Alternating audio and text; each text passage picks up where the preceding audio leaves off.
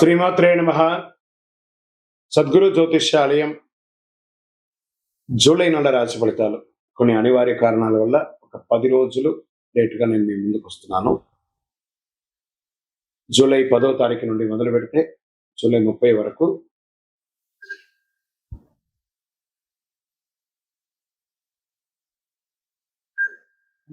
గ్రహాలన్నీ కూడా ఎలాంటి ఫలితాలు ఇవ్వబోతున్నాయి, ఈ 20 రోజుల్లో ఉద్యోగ, వ్యాపార, వ్యవహార, కుటుంబ అన్ని కూడా గోచార ప్రకారంగా ఎలా ఉన్నాయని చెప్పి మేము ముందుకు రాబోతున్నాను. జ్యోతిష్యం అంటే అందరికీ ఒక ఉత్సాహం. ఈ నెల నాకు ఎలా ఉండబోతుంది అనేది చాలా మంది గురుగారు ఈ నెల మీరు నాకు అందుబాటులో లేదు అనడం కొన్ని అనివార్య కారణాల వల్ల నేను కాస్త ఆలస్యంగా వచ్చాను. మీకు కలిగిన ఇబ్బందికి క్షమించండి. జ్యోతిష్యం పడుతున్న వర్షానికి ఒక గొడుగు మాత్రమే కానీ జ్యోతిష్యం జీవితం కాదు. ఈ యొక్క ఫలితాలన్నీ మీ యొక్క వ్యక్తిగత జాతకానికి ఒక 30% మాత్రమే వర్తిస్తుంది. జ్యోతిశాస్త్రరీత్యా ఆఖరి రాశి అయినటువంటి మీనరాశి మిత్రులారా, 2026 జూలై 10 నుండి జూలై 30 వరకు ఈ 20 రోజులు వైదిక జ్యోతిష ప్రకారం ఎలా ఉండబోతుంది అనే దాన్ని మనం తెలుసుకోబోతున్నాం. ఈ కాలంలో గురు భగవాను అనుగ్రహం విశేషంగా ఉంటుంది. గురువు మీకు ఆత్మవిశ్వాసాన్ని, జ్ఞానాన్ని, ఆధ్యాత్మిక చైతన్యం పెంచుతున్నాడు. శుక్రుడు కుటుంబంలో ఆనందాన్ని, బుధుడు తెలివితేటలకు, కుజులు కార్యదీక్షలకు, శని క్రమశిక్షణ పెంచుతూ ఏళ్నాటి శనిగా కూడా ఉన్నాడు. రాహు విదేశీ అవకాశాలు, కేతు దైవ భక్తిని పెంచుతున్నాడు. మరి ఎవరితో మొదలు పెడతామంటే ముందు కుటుంబం నుంచి మొదలు పెట్టాలి. కుటుంబం ఆనందంగా ప్రశాంతంగా పెరుగుతుంది. ఇంట్లో శుభకార్యాలు, చర్చలు మొదలవుతాయి. సంతానానికి సంబంధించి శుభవార్త వినే అవకాశాలు ఎక్కువ ఉంటాయి. దంపతుల మధ్య అన్యోన్యత పెరుగుతుంది. భావోద్వేగాలతో కాకుండా ఓర్పు వ్యవహరిస్తే బంధం మరింత మధురంగా ఉంటుంది కుటుంబంలో. సినిమా కళాకారులకి, టెలివిజన్స్, యూట్యూబ్, సంగీతం వాళ్ళకి, ఆధ్యాత్మిక వీడియో రంగం ఉన్న వారికి, ఆధ్యాత్మిక వేత్తలకి, ప్రవచనకర్తలకి మీ ప్రతిభకు గుర్తింపు వచ్చి చాలా గొప్ప స్థితికి వెళ్ళే అవకాశాలు ఉన్నాయి. ఇక విదేశాల్లో ఉన్నటువంటి మీనరాశి మిత్రులారా, ఉన్నత విద్య, పరిశోధన, వ్యాపారం, వీసా వ్యవహారాలు, శుభవార్తలు వినే అవకాశాలు ఉన్నాయి. ఇంకా వ్యాపారానికి మొదలు పెట్టుకుంటే దీర్ఘకాలికమైనటువంటి పెట్టుబడులు పెడుతూ ఎన్నో రోజులుగా డెడ్ స్టాక్స్ గా ఉన్నాయి చూసారు, అవన్నీ క్లియర్ అయ్యే అవకాశాలు ఉన్నాయి. ఈ వ్యాపారం ఇంతింతే వట్టుడు ఇంతే అన్నట్టుగా పెరుగుతుంది. షేర్ మార్కెట్ లో దీర్ఘకాలిక పెట్టుబడులు కూడా చాలా పెట్టుబడులు పెట్టారు. మరి వచ్చినటువంటి ఆర్థికమైనటువంటి దీంట్లో ఎలా ఉంటుందంటే డిజిటల్, ఫార్మా, ట్రావెల్, ఎగుమతి దిగుమతి డిజిటల్లో చాలా బాగా పనిచేస్తారు. కస్టమర్స్ మళ్ళీ రిపీట్ కస్టమర్స్ వచ్చే అవకాశాలు ఉన్నాయి. వచ్చినటువంటి పెట్టుబడిని భూమి మీద పెట్టుబడి పెట్టండి. లాంగ్ టర్మ్ గా పెట్టుబడి పెట్టేసి అలా వదిలేసేయండి, చాలా అద్భుతంగా ఉంటుంది. ఇంకా మెటల్స్ మీద కూడా పెట్టుబడి పెట్టండి. ఉద్యోగస్తులకు వచ్చేటప్పటికి పదోన్నతి, జీతం పెంపు లేదా కొత్త బాధ్యతలు లభించే అవకాశం ఉంటుంది. ఒకానొక సమయంలో లే ఆఫ్ అయ్యి ఉంటుంది. ఆ లే ఆఫ్ అయిన వాళ్ళకి కూడా శుభవార్త, శని భగవానుని కూడా గురు భగవానుడు మెప్పించి మళ్ళీ మీకు ఉద్యోగాలు వచ్చే అవకాశాలు ఎక్కువ చేస్తున్నారు. ప్రభుత్వ రంగంలో ప్రభుత్వ పరీక్షకు సిద్ధమవుతున్న వారికి శుభపడుతూ ఉంటాయి. రాజకీయ రంగంలో వారికి ఒక మంచి అవకాశం రావడం, పదవి పెరగడము, ఏదైనా గొప్ప స్థితికి వెళ్ళే అవకాశాలు రాజకీయ నాయకుల్లో ఉన్నాయి. ప్రైవేట్ ఉద్యోగంలో ఉన్న వాళ్ళకి IT, health care, pharma, banking, Vidya, multinational company వారికి మంచి అవకాశాలు ఉన్నాయి అని కూడా చెప్పవచ్చు. రియల్ ఎస్టేట్, భూములు, ఇల్లు ఇవన్నీ కూడా కొనుగోలు లేదా అమ్మకానికి ఇది సమయం కాదు. మిశ్రమమైనటువంటి ఫలితాలు ఉన్నాయి. ఎక్కడైనా తక్కువ ధరలో ఉంటే పెట్టుబడి లాగా పెట్టండి. సర్వీస్ సెక్టర్లో ఏమేం చెప్పాలంటే ఆధ్యాత్మిక సేవలు, హాస్పిటాలిటీ, ఈ యొక్క housekeeping, security services, hospital, education, travels, finance, NGOs వీళ్ళకందరికీ కూడా చాలా మంచి అవకాశాలు ఉన్నాయి. నిద్రలేనితనం, జీర్ణకోశ సమస్యలు, ఆరోగ్యపరంగా కాళ్ళ నొప్పులు, అలసట ఇవన్నీ కూడా వచ్చే అవకాశాలు ఉన్నాయి. సమయానికి విశ్రాంతి తీసుకోండి. చాలండి, ఏళ్ళనాటి శని నడుస్తుంది. ఎంత వ్యవహారం చేయాలో అంతే వ్యవహారం చేయకండి, అతిగా వెళ్ళకండి. రైతులకు వరి, చేపలు పెంపకం, రొయ్యలు, ఉద్యానవనలు, పంటలు, పూల సాగు, పాడి పరిశ్రమలో ఉన్న రైతులకి మంచి లాభాలు వస్తుంది. ప్రభుత్వ వ్యవసాయ పథకాలు, సబ్సిడీల ద్వారా ప్రయోజనం పొందే అవకాశాలు వ్యవసాయదారులకి ఉన్నాయి. ఉత్తమ వ్యవసాయదారుడు అవార్డ్స్ కూడా పొందే అవకాశాలు ఉన్నాయి. ఇంకా విద్యార్థులకి ఫార్మా, మెడికల్ ఇవన్నీ బాగా కలిసి వస్తుంది. విదేశీ విద్య, పరిశోధనా రంగం పిహెచ్డి చేసే వాళ్ళకి ఇది ఒక మంచి సమయం చెప్పచ్చు. సివిల్స్, చార్టెడ్ అకౌంట్స్ కి మంచి అవకాశాలు ఉన్నాయి. అదృష్ట దినాలు 12, 16, 20, 24, 29, 30. అదృష్ట సంఖ్య 3, 7, 9. అదృష్ట రంగులు పసుపు, లేత నీల రంగు, తెలుపు, అదే స్కై బ్లూ అంటారు కదా అది. అదృష్ట దిక్కు ఈశాన్యం కూడా చెప్పచ్చు. ప్రతి గురువారం వెంకటేశ్వర స్వామి లేదా దత్తాత్రేయ స్వామిని దర్శించండి. ఓం బృహస్పతియే నమః అని చెప్పి 108 సార్లు పారాయణం చేయండి. విష్ణు సహస్రనామం పారాయణం చేయండి. శనగపప్పు, పసుపు వస్త్రాలు, పుస్తకాలు, విద్యార్థులకు విద్యా సామగ్రిలు అందించండి. ఆలయాల్లో అన్నదానం, గోశాల్లో పచ్చగడ్డి దానం అంటే గురుగ్రహ అనుగ్రహం మరింత పెరుగుతుంది. ఓవరాల్ గా దైవ భక్తితో, వివేకంతో వినియోగించుకుంటే ఈ కాలం మీ జీవితంలో గొప్ప విజయాలకి నాంది పలుకుతుంది. విజయవస్తు. మీరందరూ కూడా ఆయుర ఆరోగ్య ఐశ్వర్య క్షేమాలతో ఉండాలని అఖిలాండ కోటి బ్రహ్మాండ నాయకుడు ఆ అయ్యప్ప స్వామి 18 అవతారముల దేవాలయం జీవకోన తిరుపతిలో కీర్తిశేషులు బ్రహ్మశ్రీ డాక్టర్ చంద్రమౌళి గురుస్వామి గారి ఆశీస్సులతో మీరందరూ కూడా క్షేమంగా ఉండాలని మనస్ఫూర్తిగా ప్రార్థన చేస్తున్నాను. చంద్రమౌళి వెంకటేష్ శర్మ. వందే మాతరం, వందే మాతరం, వందే మాతరం.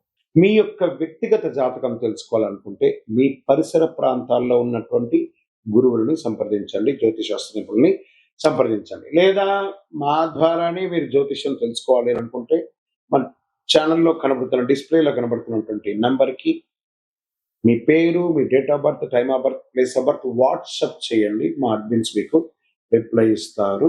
ఇకను శక్తివంతమైనటువంటి ఫలితాలు పొందడానికి అతి శక్తివంతమైనటువంటి కరుంగాళి మాల, ఈ కరుంగాళి మాలను మన దేవాలయంలో 48 రోజులు పూజ చేసి సిద్ధంగా ఉంచాం. చండి, సుదర్శన, సుబ్రహ్మణ్య భుజంగం చేసి ఇలాంటి మాల ఉంది రెడీగా. ల్యాబ్ టెస్ట్ చేసి కావలసిన సంప్రదించండి. మాతో మాట్లాడి కన్ఫర్మ్ చేసిన తర్వాతనే మాల తీసుకోండి, కానీ డైరెక్ట్గా తీసుకోండి. ఇక్కడ ఆన్లైన్లో మేము అమ్మట్లేదు. మా సంస్థకు మీరు అప్రోచ్ అయితేనే, వాట్సాప్ ద్వారా ఫోన్ చేస్తేనే మీకు ఇస్తాము. కానీ మీరు బయట ఆన్లైన్ నుంచి తెచ్చుకుంటే మా సంస్థకు ఏ విధమైనటువంటి సంబంధం లేదు. మీరందరూ క్షేమంగా ఉండాలని భగవంతుని ప్రార్థిస్తున్నాను. సర్వే జనాః సుఖినో భవంతు. ఇంటి ముందు ముగ్గు వేయకపోతే ఏం జరుగుతుంది? అదొక ప్రశ్న, దానికి ఒక ఆన్సర్.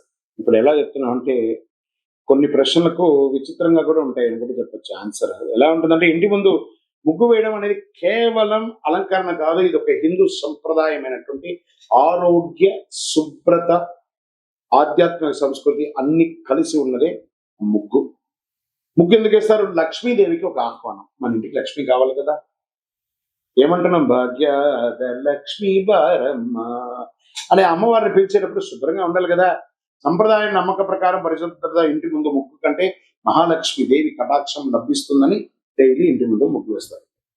మరి పరిశుభ్రతకు కూడా గుర్తు. ఓహో, వీళ్ళు ఇల్లు శుభ్రంగా ఊడ్చి క్లీన్ చేసి ముగ్గు వేస్తారు కాబట్టి పూర్వకాలం తెల్లవారుజామున ఇంటి ముందు ఊడ్చి నిల్లు చల్లి ముగ్గు వేయడం అనేది పరిసర ప్రాంతాలు శుభ్రంగా ఉండేది అనేది ఆరోగ్యానికి ఇచ్చే ఒక మొదటి ఇది.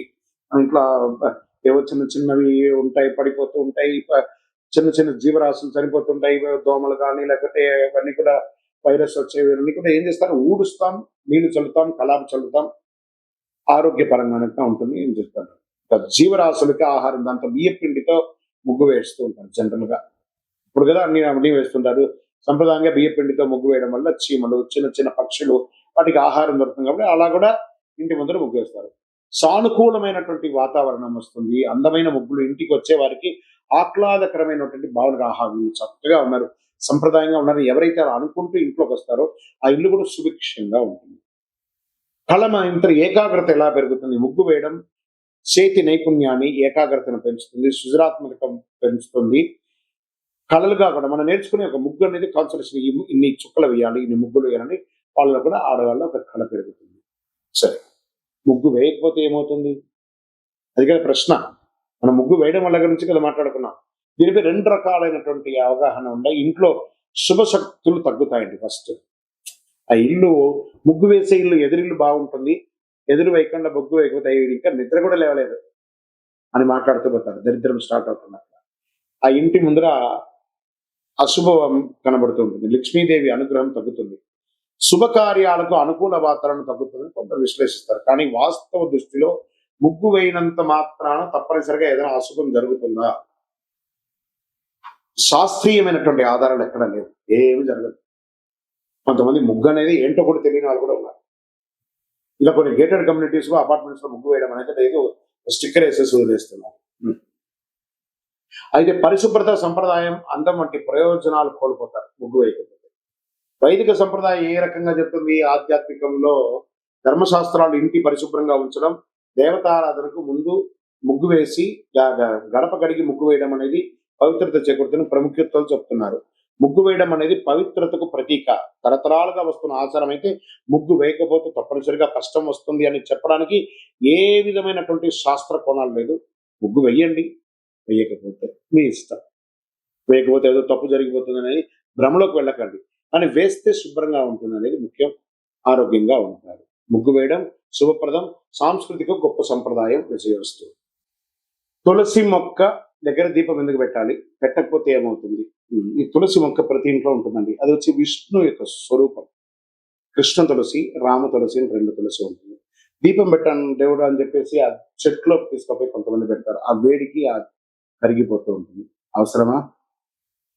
తర్వాత ఆ చెట్టు మొదలు కింద పెడతారు, అవి కూడా కరిగిపోతాయి. చూడండి, తులసి మొక్క పెట్టిన దీపం దగ్గర పెట్టడం వల్ల పెట్టిన దీపము షింక్ అయిపోయి ఉంటుంది. ఆ యొక్క ఆకులంతా ఖచ్చితంగా దీపం పెట్టాలి తులసి మొక్క దగ్గర.